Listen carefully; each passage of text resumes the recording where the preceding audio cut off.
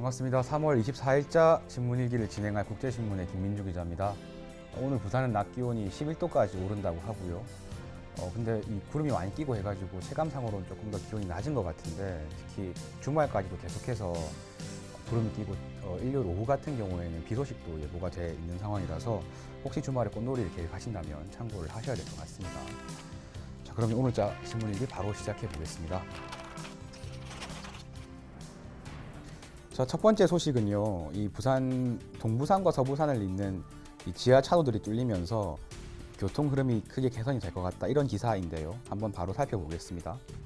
자, 제목을 살펴보니까요, 김해공항에서 해운대까지 30분대 안에 가능하다, 이런 지금 내용을 담고 있는 것 같은데요. 기사를 바로 읽어보겠습니다. 2023년께부터 부산의 도시교통 지형이 완전히 변할 것으로 보인다. 도심을 동서로 관통하는 지하도로 대심도라고 하겠습니다. 대심도 3개가 단계적으로 개통이 될 가능성이 높다고 하는데요.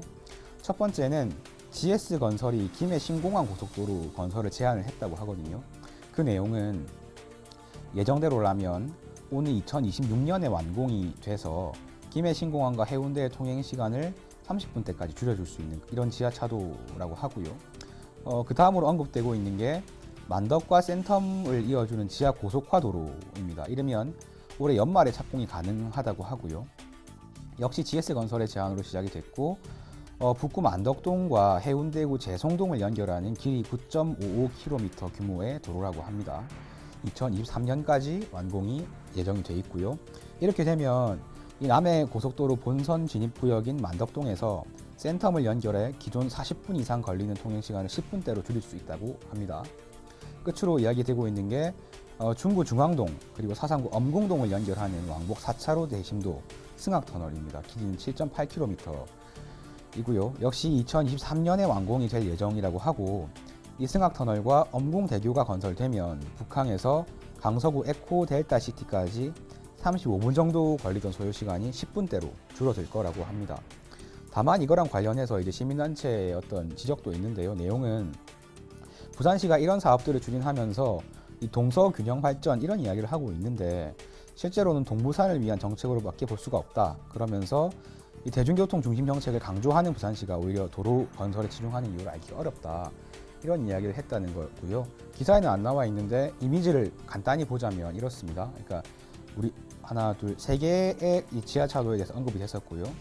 이 중간에 있는 것이 공항에서 이 해운대까지 이어주는 그 대심도였고, 그 다음에 만덕과 센텀을 연결하는, 그리고 중앙동과 사상구를 연결하는 그 승악터널이 되겠습니다. 이렇게 예정이 돼 있다는 것이고, 실제로 근데 저는 마지막에 나왔던 시민단체 이야기가 좀 마음에 걸리기는 하는 게, 부산시가 항상 대중교통 관련해가지고 굉장히 좀 주장들을 많이 하고, 특히나 최근에 공영주차장 관련해서 요금이 크게 오르면서도 역시 대중교통 권장 차원이 있다, 이렇게 이야기를 했었는데, 이상하게 동부산이나 특히 좀 해운대 이야기만 나오면 너무 좀 승용차를 배려해 주는 게 아닌가, 그런 생각이 들 때도 많습니다. 그래서 좀 부산 시민 입장에서는 동부산 발전이라는 이야기보다는 그냥 해운대 좋아지는 게 우리도 좋아지는 건가, 그런 생각을 지우기가 어려울 것 같고요. 그 다음으로 다음 소식으로 넘어가 보겠습니다. 네, 이것도 이야기를 전해드릴 텐데요. 경성대에서 무용학과를 포함해서 4개 학과를 강행하겠다, 이런 소식이 들어와 있는데, 일전에 소식을 전해드릴 때는 일단 무용학과에만 초점이 맞춰져 있었는데 4개 학과로 늘어났다고 하거든요. 어떤 기사인지 한번 살펴보도록 하겠습니다. 부산 경성대학교가 학생과 학부모, 동문의 거센 반대에도 불구하고 4개 학과 핵과 절차를 강행했다고 합니다. 그래서 2018학년도부터 무용학과, 교육학과, 정치외교학과, 한문학과의 신입생 모집을 중단하는 학칙 개정안을 심의해서 원안 종결했다고 합니다.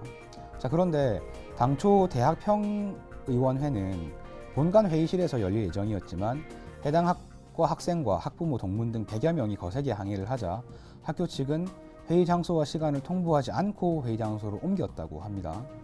그래서 학생들이 회의 장소를 뒤늦게 알고 항의하러 갔을 때는 이미 회의가 끝난 상태였다고 하고요. 특히 경성대는 이 평의원 총학생 회장 그리고 학생 대표 이 2명한테도 연락을 하지 않은 채 이런 회의를 진행하면서 밀실 회의다, 이런 비판도 나오고 있다고 하고요.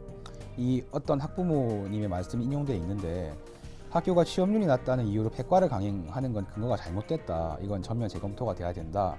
이런 소식인 겁니다. 저는 기본적으로 일단 경성대 태도가 굉장히 잘 드러나는 기사라고 생각이 드는 게, 이 평의위원회를 진행하면서 그 평의원에 소속이 돼 있는 학생이 2명이 있는데 그 학생들한테는 전혀 알리지 않고 그냥 바로 회의를 강행을 했다는 겁니다. 그래서 기본적으로 학생들하고 별로 이 문제랑 관련해서는 크게 대화를 할 의지가 없어 보이고, 이 끄트머리에 나와 있는 학부모님의 말씀대로 이 학과들은 어쨌든 항상 취업 약체로 분류가 되는 학교들이거든요. 근데 일전에도 말씀드렸던 것처럼 어쨌든 대학은 또 단지 취업률이나 이 기업의 학생들을 제공해 주는 것보다는 기본적으로 어떤 이 교육의 의무를 가지고 있는 것 같은데, 그런 거는 점점 이제 좀 경원시하는 것 같아서 굉장히 좀 안타까운 소식이고요. 경성대 폐과 관련 소식은 신문일기에서 나올 때마다 계속해서 전해드리도록 하겠습니다. 오늘자 신문일기는 여기까지 진행을 하도록 하겠고요. 지금까지 국제신문의 김민주 기자였습니다. 고맙습니다.